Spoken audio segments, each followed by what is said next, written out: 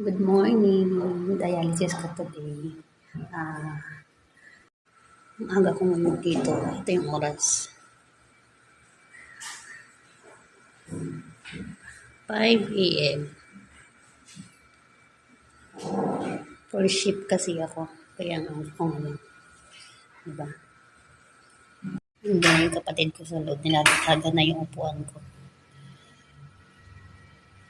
Dito ako nag-dialysis. Ayan. Pasok na tayo sa loob.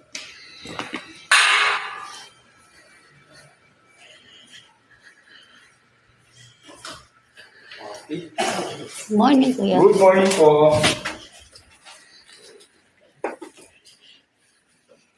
Ayan yung kapatid ko.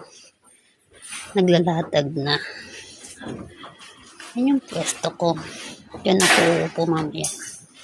At ayan yung machine ko.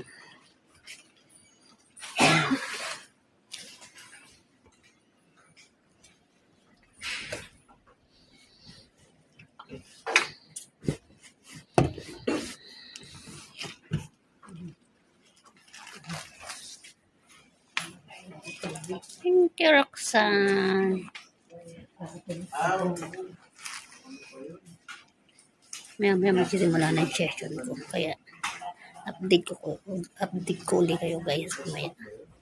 Bye.